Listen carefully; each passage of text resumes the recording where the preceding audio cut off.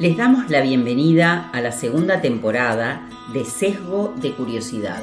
Un podcast indagante, desalmidonado, con palabras de todos los siglos y sobre casi cualquier tema. Caminaremos por otros laberintos con la intención de dar paso a nuevos algoritmos y que siempre nos guíe la curiosidad. Con la charla de Ana Costa, Susi Viera, Andrea Velasco y Cata Galindo. Serendipias, allá vamos.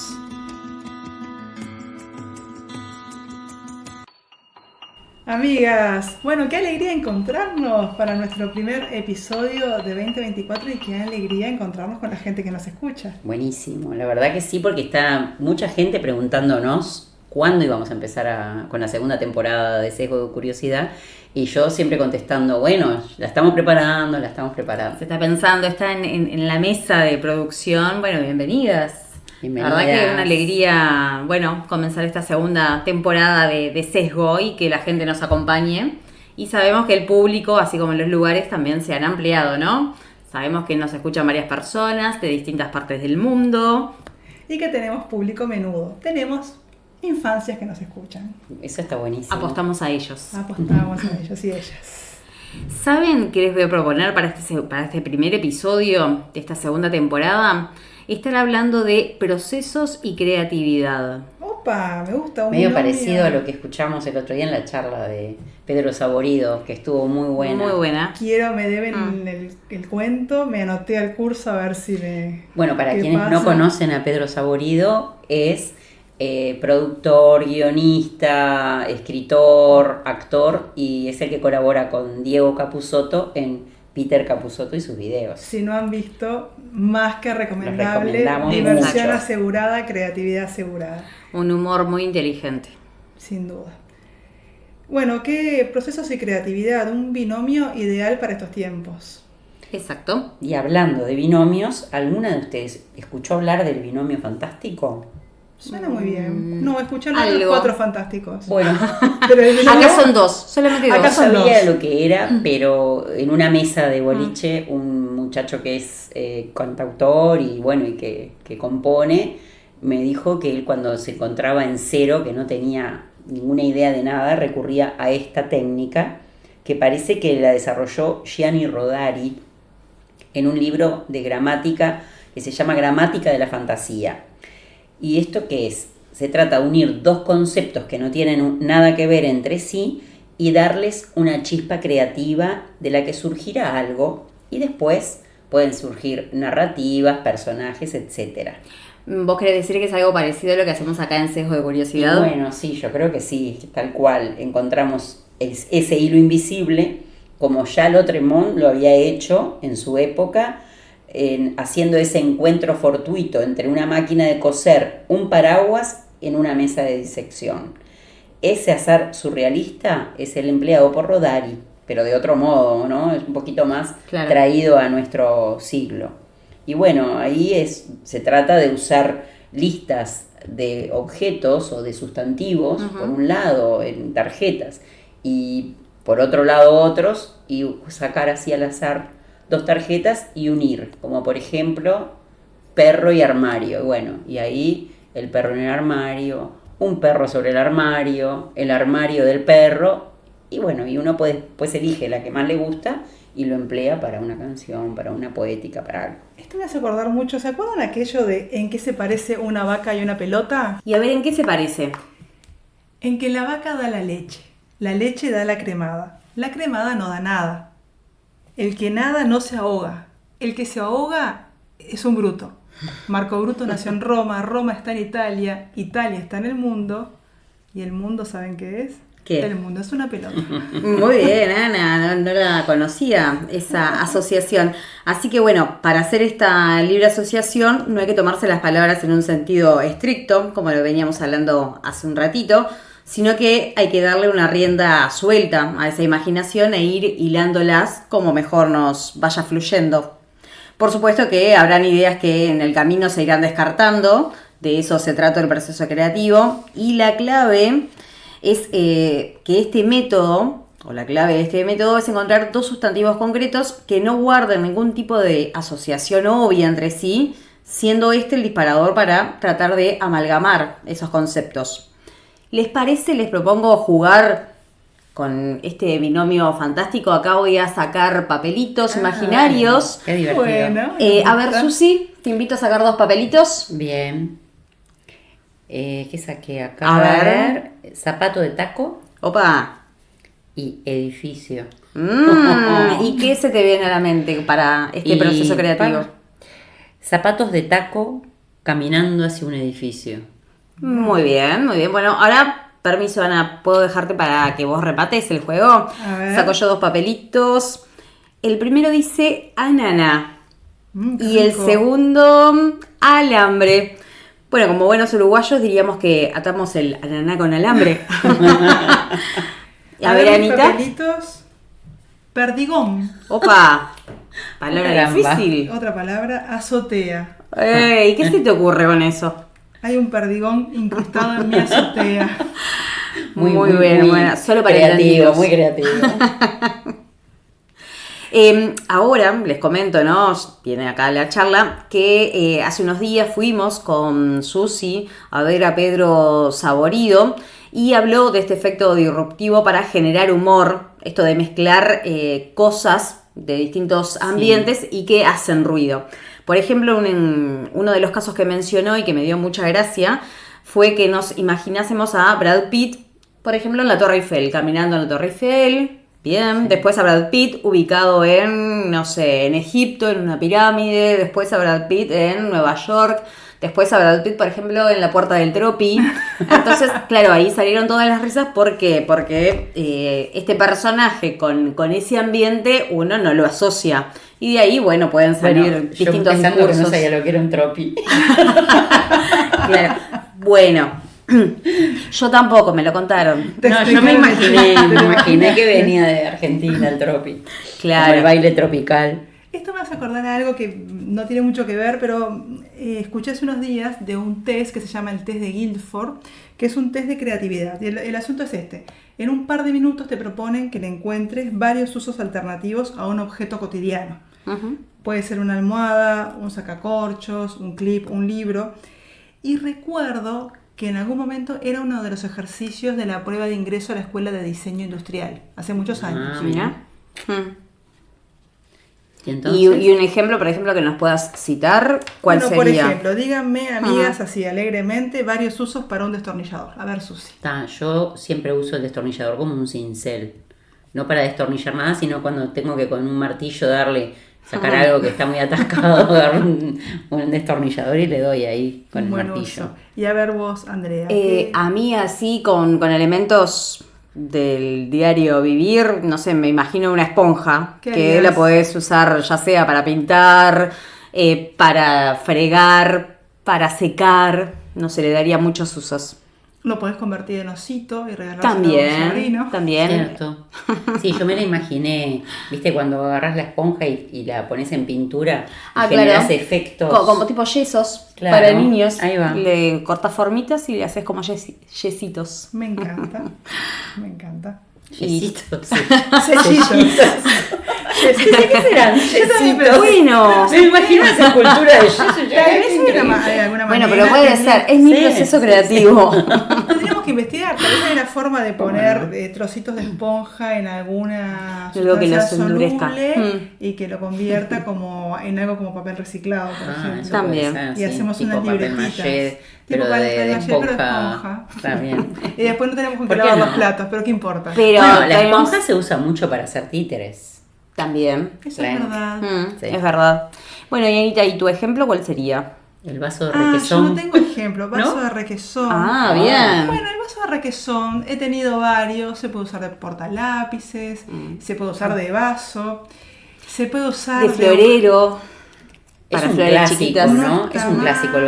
El vaso de requesón yo creo que tendríamos Es un- que hacer un podcast especial Sobre el vaso de Exacto. requesón. Y todas las cosas que Porque se pueden creo llegar que a en guardar cada ahí. país debe Ah. haber algo así que es como icónico de la pobreza, pero a su vez de la utilidad, ¿no? De la Claro. utilidad. Y también de la acumulación, ¿eh? Si te comes mucho requesón, te llenas de vasos que nunca vas a usar. Me pasó alguna vez y tiré vasos de requesón. Y bueno, todo no se puede en esta vida. Es verdad. Bueno, vamos a otra cosa, a otra técnica. A ver. Para invocar la creatividad se pueden usar algunos de los recursos de la poesía dadaísta. ¿Alguien sabe lo que es Algo el sé, dadaísmo? nos vamos a Algo. las vanguardias del siglo XX. Sí, Ah. bien. Pensar que en una época hablabas de las vanguardias del siglo XX, poco menos que tenías que dar cátedra. Lo bueno es que se ha popularizado todo esto y hay mucha gente que sabe lo que son las vanguardias, ¿no? Eso es increíble. Bueno, Tristán Tzara fue uno de los referentes del dadaísmo. Después Andrea nos va a contar algo ahí del Café Voltaire. Qué nombre que me encanta lo del Café Voltaire, que era un bolichito ahí que tenían en Suiza, donde se juntaban y generaban y pergeñaban todas estas cosas. Bueno, para hacer un poema dadaísta, dicen, esto lo voy a decir entre comillas, pero lo voy a decir a lo rioplatense porque me parece que queda mejor, en vez de toma un papel, no. Para hacer un poema dadaísta se agarra un periódico, unas tijeras y se elige un artículo de la longitud similar al poema que queremos hacer. Se recorta el artículo, después se recortan cada una de las palabras, se ponen en una bolsa, se hace como una especie de cóctel de palabras, se agita suavemente y a continuación se sacan de a una esas palabritas y se van poniendo arriba de un papel, se pueden pegar o se pueden copiar y ahí, voilà, ya tenemos un Sale poema el poema. Sí. Bueno, ellos dicen, el poema te definirá cómo eres. Aquí estás convertido en todo un escritor, original hasta el infinito y dotado de una encantadora sensibilidad, aunque incomprendido por los ignorantes. Eso seguro. Porque bueno, el dadaísmo hacía que Claro. quedaran frases inconexas Ujú. que nadie entendía. Mira, y para aportarte a eso, Susi, sí, la poesía dadaísta propuso algo particular que fue eso, una vuelta al lenguaje infinito y sin restricciones en este caso, sentando las bases para lo que sería el surrealismo. Como Tal ya lo cual. mencionaste, sí, surgió en Suiza y tal como otras vanguardias artísticas, cuestionó todo lo establecido, como por ejemplo la cultura tradicional, todo lo que es instituciones, sus normas, el concepto de lo bello, los formatos, los códigos y otros tantos límites impuestos en las disciplinas artísticas. Es por eso que el dadaísmo fue considerado como una forma de antiarte en ese momento, por su espíritu de oposición y desafío a lo establecido, en particular respecto a lo que eran los valores de la sociedad burguesa de ese entonces.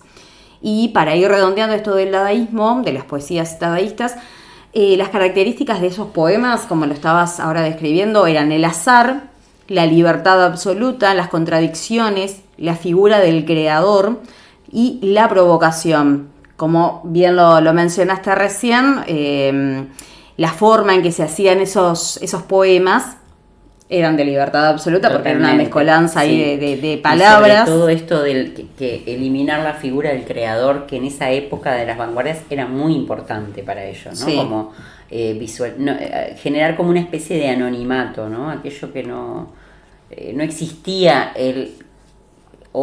aquel artista Claro. máximo que venía de los siglos anteriores, ¿no? Exacto. Aparte tenían habían hecho un manifiesto que era una locura. Está buenísimo. Lo leí, el Para manifiesto leerlo, dadaísta, sí. en mi adolescencia. Sí. ¿Sabes Es qué? un- Esto me hace acordar a un juego que jugaba muchísimo en mi barrio de niña, que se llamaba Carta Rusa, pero también se le llama Cadáver Exquisito. ¿Saben a lo que me refiero? Sí, lo tal cual. conocemos. Tiene Bueno, mucho no, que ver, tenemos- ¿no? Tiene jugado. mucho que ver. Tiene mucho que ver. Esto es un juego El de azar. muy bonito. Agarramos una hoja de papel, la primera persona escribe una frase cualquiera, dobla el papel, se lo pasa a la persona que está al lado. Quien está al lado no sabe qué escribió lo anterior, ¿verdad? Y escribe su frase, dobla el papel y así sucesivamente con todas las personas que estén alrededor de esa mesa. Luego se desenrolla el papel y ahí surgen unas producciones re lindas. Yo me acuerdo que nos pasábamos horas con mis amigas cuando teníamos 11, 12 años, nos pasábamos horas jugando y era buenísimo, era buenísimo.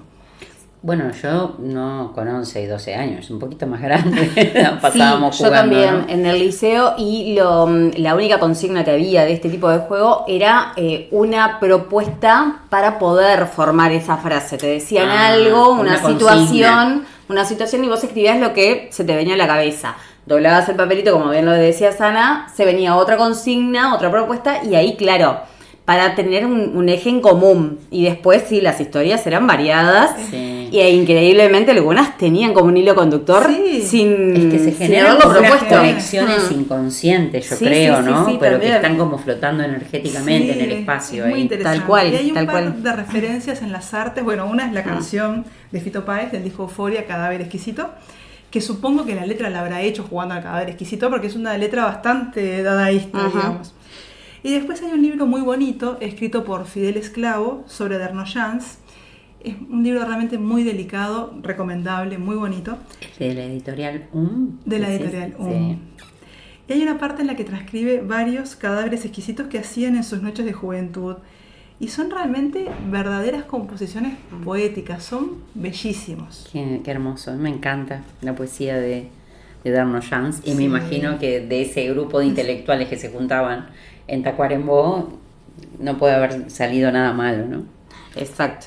Ahora, siguiendo con lo mismo, con esto de los procesos creativos, se me viene a la cabeza, por ejemplo, un poema que me gusta mucho también de hace unos cuantos años atrás, de Rubén Darío, que se llama La Página Blanca, al igual que el poema de Mario Benedetti, en donde lo que nombra y hace acuerdo es, bueno, cómo al poeta, en este caso a Rubén Darío, mirando una página en blanco, se le vienen imágenes de caravanas, desfiles en lugares sumamente increíbles y arma tremenda composición, tremendo poema de haber mirado solamente una página blanca, ¿no? Lo increíble. La paradoja. Exacto, como de la nada tenés Todo. tremenda creación.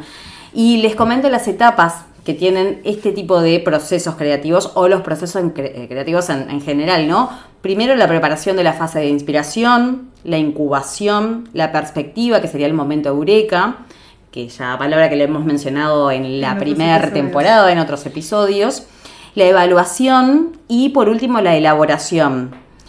No sé si, hemos tenido procesos creativos en distintas índoles, si les ha costado alguna etapa en particular. Bueno, a mí la etapa de inspiración me encanta. O sea, la etapa de inspiración siempre es media como inconsciente. Vas anotando, vas teniendo alguna idea y a veces cuando estás en un proceso creativo, a mí remitiéndonos a sesgo de curiosidad, a veces descubro que varios de los temas que estamos hablando ya estaban en la mente o anotados en alguna libreta vieja, ¿no? Sí, Que a mí me como ha que pasado, reaparecen. Pila, de que también está como esto de que estamos en el proceso de creación y trayendo temas para el podcast y estás mirando una película o estás charlando con unos amigos o ves algo y ¡ay! Esto para el podcast. Y claro. entonces te agarras, yo no dando con la libretita así con el celular y en notas tengo temas para el podcast. Que así apareció lo de Marta, la jugadora de Brasil, Claro. que yo no tenía ni idea quién era, ¿no? Entonces como que te van apareciendo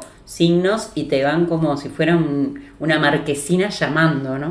Claro, ahí sería el momento eureka, ¿no? Llegar a ese momento que decís, bueno, esto sí puede enganchar, Puede ser, va de sí. la mano con la idea original, digo, pensando, porque Las ahora etapas. Anita, claro, preparó Sí. o dijo lo de la etapa de la preparación, vos lo de la incubación de ideas, que todo te va llamando la atención Porque hasta creo que nosotras funcionamos Ujú. mucho como equipo en esto de que a una se le ocurre algo, la otra lo toma así tipo toc, como en la pelota de béisbol, ¿no? Con el guante.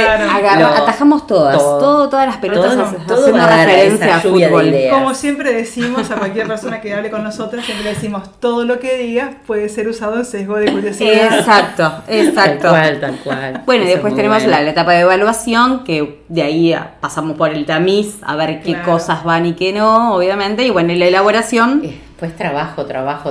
leer todo, sacar de acá, poner allá, investigar, ¿no? A ver si lo que estamos diciendo no es un Sí. bolazo. Eso es importantísimo. Corroborar datos, después verdad. para no eliminar palabras, sacar párrafos enteros, hace un archivo que se llama lluvia de ideas, les estamos comentando Sí. un secreto, y en lluvia de ideas hay, Está todo. y de ahí se usará un 5% de ese material. exacto. ¿Quién Y sabe? qué difícil que es ponerle un tope, ¿no? A este proceso creativo cuando, claro, todo es disparador para Todo. varios Sí, lados. absolutamente.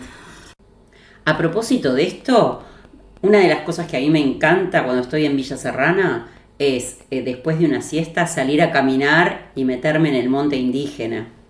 A propósito de eso, Susi, ¿sabés que escuché en una entrevista a Diego Golombek que mencionaba que esta costumbre japonesa que se llama baño de bosque, que es ir literalmente a caminar al bosque o a un parque, al parecer habría unas sustancias volátiles que salen de los árboles que ayudan en el proceso de creatividad? O sea que esto de las sierras hace sentido. Mirá, qué interesante, ¿no? Bueno, y no es por cambiar de tema, pero les quería hablar del Cut Up y de William Burroughs. ¿Lo conocen o escucharon hablar de él? No, yo la verdad que no. Bueno, la técnica de corte, que en francés sería découpé, pero que en inglés es cut up, es una técnica literaria aleatoria en la que un texto se corta y se reorganiza para crear uno nuevo.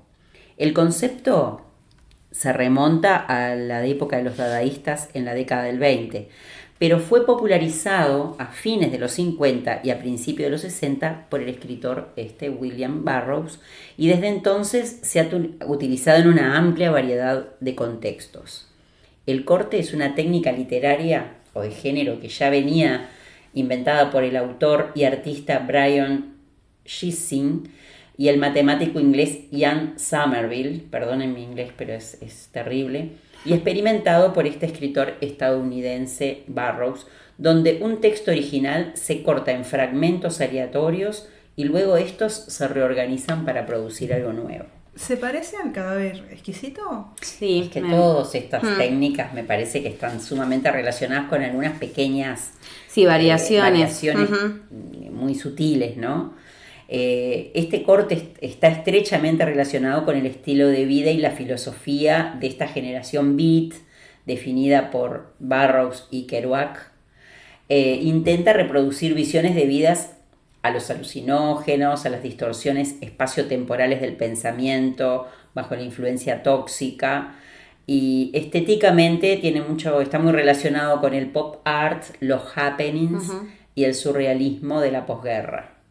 Filosóficamente, Burroughs ve en esto la culminación del lenguaje como un virus y la escritura como un dejar ir la conciencia, ¿no?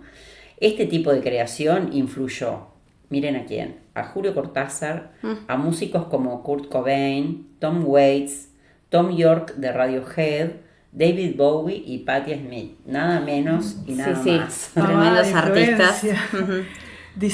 Pavada de discípulos. Ahora que mencionaste el tema de los alucinógenos y demás, bueno, voy a hablar de una sustancia que en nuestro país es legal y proponerle a la audiencia que hagan el ejercicio de anotar o grabar esas ideas, entre comillas, fantásticas que se les ocurren luego de consumir cannabis. Créanme que se salva muy poquito de todo eso que parece creo que increíble. Todos hemos hecho la experiencia y cuando la miras al otro día. Al día siguiente es bueno, pero como... ¿quién te quita lo experimentado y lo vivido? Sí, bueno, algunas y que se salva, llegaste ¿no? a la verdad. Algunas se Alguna salvan. cada tanto se salva. Vamos Y a tal ver, vez comparando darle ese crédito. con un proceso creativo sin condiciones de ninguna sustancia en el cuerpo, capaz que es lo mismo, es un 5 o 10% lo que se rescata. Y hablando de palabras sin sentido o con sentido, ¿ustedes saben, amigas, lo que es el repentismo? De repente, ¿no? Y en este caso... ¿Las payadas serían repentismo? Bueno, A ver. es una muy buena pregunta. Entra dentro de la misma bolsa. Sí, hay como varias, vendría a ser como el repentismo, como una gran familia con varias subfamilias. Yo les voy a hablar de una forma específica de repentismo, que es el repentismo cubano. Opa. Es un patrimonio cultural de Cuba al punto tal de que hay una cátedra de improvisación y unos festivales además. Me encanta eso. Es bastante importante. ¿Y qué particularidad tiene? Bien, la particularidad, que es por eso que me resultó simpático, es que se improvisa en décimas. ¿Saben lo que son las décimas? ¿Alguna idea? Algo tengo entendido, a ver. Bien, la décima es una estructura gramatical que son versos octosílabos donde la frase 1 rima con la 4, la 3 con la 2, la 5 con la 4, la 6 con la 7 y la 8 con la 1. Opa, medio En entreverijo. medio trabalenguas. No tanto, amigas, no teman. Es cuestión de ir mirando la estructura y luego aprendérsela. Les voy a decir un ejemplo y ustedes lo van a conocer. Bueno, a ver. Un ejemplo muy conocido de décima, que es el poema de José Martí, Cultivo una rosa blanca. Ah, como el que me enseñaron en la escuela, yo me lo aprendí de memoria. Cultivo una rosa blanca en junio como en enero. Para el amigo sincero que me da su mano franca, Y para el cruel que me arranca el corazón con que vivo, cardo ni ortiga cultivo una rosa blanca. Ah, vos también lo sabías. Por supuesto. Siguiendo con esto, estuve leyendo un artículo muy interesante en el que se establecen lazos entre el repentismo, el rap y los trovadores. Esto me hace acordar a los tiempos modernos, en donde cuando uno viaja en el colectivo, en el ómnibus, suben estos chicos que incursionan en el freestyle y te piden 2, 3 palabras a los pasajeros, y es increíble cómo de la manga sacan tremenda poesía, incluyendo esas palabras que aparentemente no tienen nada que ver una con la otra. Está buenísimo, a mí me parece maravilloso. Bueno, amiga, ya que estamos en un momento tan lúdico, tírame una frase, cada una, cuya palabra final se pueda rimar más o menos amigablemente. Sean compasivas con su amiga. Y voy a hacer un ejercicio de repentismo cubano. Bueno, Tírame una ya palabra. que estamos con esto de Cuba, yo te tiro la frase solidario como un cubano. Muy bien. Bueno, y yo te voy a decir, tú no te mandas solo. A Muy ver, bien. Anita, veamos tu Recomendando. proceso creativo. Solidario como un cubano, tú no te mandas solo. Por ti dejo mi alveolo, por ti cortaría mi mano. Así te hablo, hermano, en este humilde poemario, que casi es un ideario, juntos fumemos un habano. Me encantó lo de la Muy bien, Anita. Buenísimo. Ahí nos quedó Bueno, mucho bien. más gráfico y más claro el tema de las décimas. Las décimas. Muy bien. Y bueno, y antes de irnos a otros temas y hablando de Cuba, les quiero hablar de algo muy curioso que supe este enero, que es cómo se creó una frase icónica del siglo XX, que es la frase "hasta la victoria siempre". Muy interesante. Lindo, me encanta. Les cuento, el asunto es que en octubre de 1965 Fidel Castro dio a conocer una carta escrita por el Che Guevara en marzo de ese año. El Che había partido hacia otros rumbos y lo dijo de esta manera: Ujú. siento que ya he cumplido la parte de mi deber que me ataba a la revolución cubana en su territorio y me despido de ti, de los compañeros, de tu pueblo que es ya mío. Si me llega la hora definitiva bajo otros cielos, mi último pensamiento será para este pueblo y especialmente para ti. Y hacia el final de la carta, el Che Guevara comenta algo sobre que no pide nada para su mujer y sus hijos y que el Estado les dará lo suficiente. En la despedida de esa carta, el Che Guevara escribió: hasta la victoria, punto. Siempre patria o muerte. Al parecer, cuando Fidel Castro leyó la carta en voz alta, tal vez convirtió esa coma en un punto y la S no estaba muy marcada como mayúscula, por lo cual Fidel Castro leyó: hasta la victoria siempre, punto, patria o muerte. Ay, qué Y así, interesante. de esta manera, surgió esta frase icónica que todos identificamos: hasta la victoria siempre. Ah, sí. ¿Qué- Originalmente era hasta la victoria, Punto siempre ya. patria o muerte. Claro. Claro. Qué increíble. Me hiciste erizar mientras la estabas leyendo y qué increíble como un punto, una coma, una mayúscula o no nos puede dar un momento de serendipia, ¿no? Porque Sí. cómo transformó sin quererlo Exactamente. en algo que quedó como un emblema. Quedó como un emblema para siempre. Bueno, y seguimos con este tema de los procesos creativos y como mencionábamos antes, lo de la página en blanco, la inspiración y demás. ¿Recuerdan o se les viene en este momento a la cabeza algo que haga referencia a este tema pero en la ficción? Bueno, a mí me vino una película que me encanta, que en inglés se llama Begin Again, y la traducción al español creo que es ¿Puede una canción de amor salvar tu vida? Ahí esas traducciones. Aunque Sí, como sí. a mí me gustan las canciones de amor, te la vería de Claro, pe a pa. me la llevas.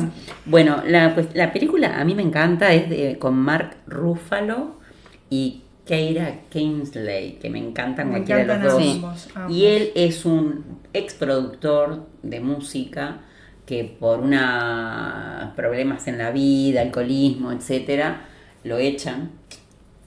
Y empieza como a visualizar música y a armar una banda con gente callejera, con músicos callejeros. Y hay una escena preciosa en un bar en el que ella, Keira Kingsley, que es cantautora y está tocando en un boliche la guitarra y cantando, y él se empieza a imaginar la canción esa arreglada, y entonces empiezan a aparecer los violines, el cello, el piano, y él va visualizando en su cabeza y oyendo ese arreglo musical que le hace a la canción de la chica, y me parece como maravilloso, porque uno a veces en esto de los procesos creativos, en el arte, yo que por lo menos estoy como un poco más relacionada con la fotografía y con las artes plásticas, me cuesta en la música imaginarme cómo es un proceso creativo, y en esta película creo que lo marca muy bien. Está como muy bien narrado, ¿no? Por lo que contás. Sí. ¿Sabes que ahora que hablaste de películas me acuerdo de una película que me gustó muchísimo? Es del siglo XX, esto fue antes de los 2000, y se llama La lección de tango. La verdad que la quise volver a ver, no la encontré.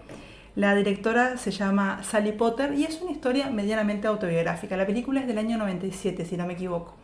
El asunto es así, la historia va de una escritora, guionista de películas que está en un proceso de estancamiento creativo, y esa parte está filmada en color. Entonces ella está escribiendo el guión y se imagina como unas personas que vienen vestidas como de naranja y se caen por unas escaleras y hay unas sillas de rueda, pero es toda una cosa como que viene una idea y la reitera y está como con ninguna inspiración.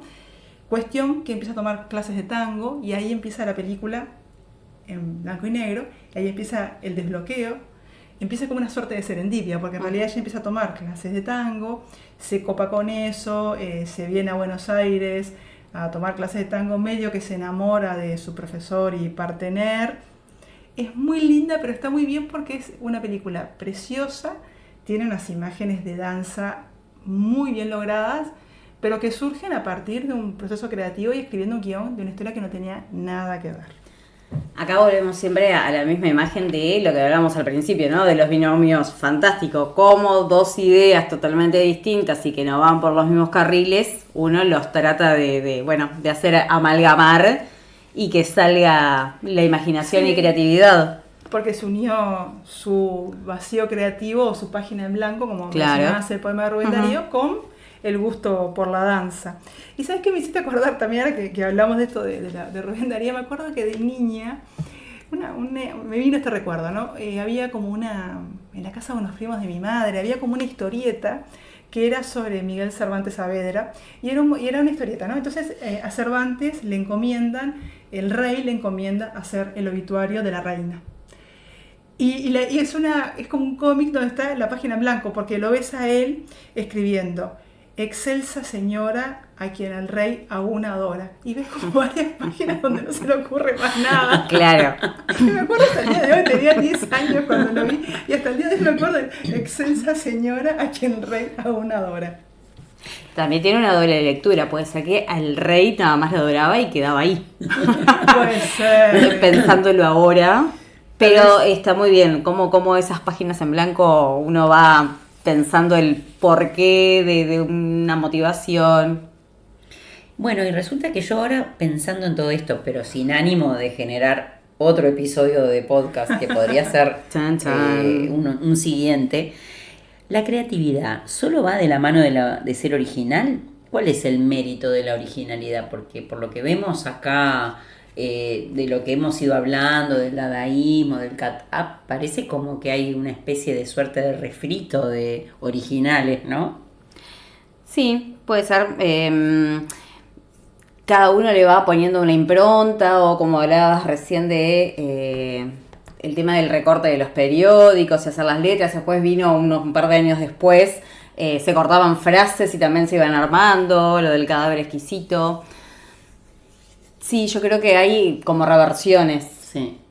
Bueno, también hemos estado como muy concentradas hablando de los procesos creativos más referentes a la literatura, ¿no? En este caso nos hemos volcado para ahí, así que bien podríamos esto dejarlo como un puntapié para un próximo episodio en el que se hable ya más de la creatividad a nivel de otros tipos de en otros escenarios artísticos. Rasgos, exacto. Igual yo creo de que si no existieran ustedes, habría que inventarlas, ¿eh? Simpática. Qué frase simpática, Andrea. esa. Antes de irnos, amiga, les quiero hablar sigo pesada con el cine, les quiero hablar de una película también del siglo XX, que también la quise volver a ver y no la encontré, que se llama Flirt. Flirt, la traducción en español es como entre seducir y coquetear, algo así. Bueno, Flirt es una película, ¿la vieron? No la vi. Yo ni Bueno, es idea. una película que yo siempre trato de referenciarla porque me gustó mucho en el momento, porque es como un ejercicio narrativo. El asunto es así, el argumento es una misma escena relatada por personajes diferentes en diferentes escenarios. Y tiene una estructura narrativa que te la aprendes muy fácil. O sea, es una pareja que empieza discutiendo en una habitación, una integrante de la pareja sale, habla en un teléfono público, un objeto del siglo XX, después va a un almacén y después hay unos disparos y pasa algo más, y hay una llamada, que alguien atiende una llamada y hay unos policías. La primera escena está en Nueva York, es una pareja heterosexual, empiezan discutiendo, la muchacha sale, hace la llamada, el chico sale con el arma, bueno, en fin. Y es una estructura que uno aprende, digamos, tiene un desarrollo, un desenlace, ¿no? Un inicio, un desarrollo, un desenlace. La segunda escena es lo mismo, pero está en Berlín, son dos muchachos, la pareja, y después vos, como ya sabés la estructura, estás esperando encontrar. Entonces ellos van, la película va siguiendo una narrativa, pero te pone algún cambio. La llamada telefónica te la pone después. Claro. Vos estás diciendo, bueno, ahora pasa lo del almacén, y de repente no pasa, y lo pasa un poquito distinto. Y la tercera escena está toda deconstruida, es en Tokio, es una escuela de teatro, que hacen este teatro con esas máscaras blancas. Ujú. Y entonces está todo como hecho de trocitos, pero vas identificando. Entonces, la llamada telefónica, lo del almacén. Mirá, está buenísimo cómo increíble. te involucra como Me espectador. diste ganas de verla ahora. Y te hace entender, claro, comprender, identificar esos momentos. Los identificás y los esperás. Claro, estás viendo cómo van a resolver en cada historia.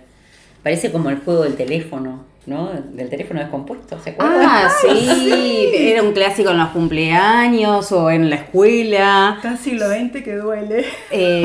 Sí, nos hace sentir un poquito, lejanas en Contanos ese entonces, cómo era, pero yo no lo recordaba. recuerdan. Igual Nosotras sí, pero para sí. todos los Claro. jóvenes que nos escuchan y que no están O para muy al quienes tanto. nunca jugaron. O para las infancias. Para las Exacto, infancias, o para exacto. quienes nunca jugaron el teléfono descompuesto, es tremendo juego. Sí, Acá le era damos- muy divertido. En realidad era, una persona, era como una cadena humana donde una persona le decía al oído a otra persona una frase. Entonces cada uno tenía que ir pasando lo que iba entendiendo de esa frase. Quizás no se reproducía o las primeras Exactamente. personas se O te la reproducían decían muy bien. bajito, como Claro. Entonces lo lindo era ver cómo fonéticamente sonaba similar a la original esa frase, pero el contenido era cualquier otra cosa y cómo se iba desvariando y la imaginación de cada uno, que uno tiende a repetir lo que parece haber entendido y y ahí surge ese juego y ahí estaba lo novedoso, ¿no? Era como un cadáver exquisito, pero oral. Ahora, perfecto. Excelente. Y para ir cerrando, ¿qué les parece que cerremos en décimas? Ay, me gusta esta despedida. ¿Cómo se vino esta segunda Que temporada? me viniste preparado, Anita. Vamos a improvisar. A ver, te escuchamos. Aquí me pongo a escribir esta humilde despedida, esto tan bello en la vida, Que nos invita a descubrir, soñando con el porvenir, dejando atrás la oscuridad guiadas por la curiosidad. y con el anhelo de seguir. ¡Opa! Oh, Muy bien, bueno. Ana. Bueno, No. en este proceso creativo, y eso que fue un capítulo de unos minutos, creció un artista. Ana la arrepentista. Bueno, chicas, qué placer es volver con nuestro podcast. La verdad que lo disfruté mucho. Que espero que la audiencia lo disfrute como lo estamos disfrutando nosotras. Y bueno, nos estaremos viendo. No, oyendo. Oyendo. Nosotros Bueno, nosotros viéndonos. Y nuestra audiencia escuchándonos, Escuchándonos. lo mismo, Y sí, amigas. es un placer haber compartido. Y con ustedes este primer episodio de la segunda temporada. Y vamos por más. Recuerden que nos escuchan en Spotify, ahora también en YouTube. Y por favor nos siguen todos en Instagram. Esto fue Cejo de Curiosidad. Hasta la próxima. Chau, chau.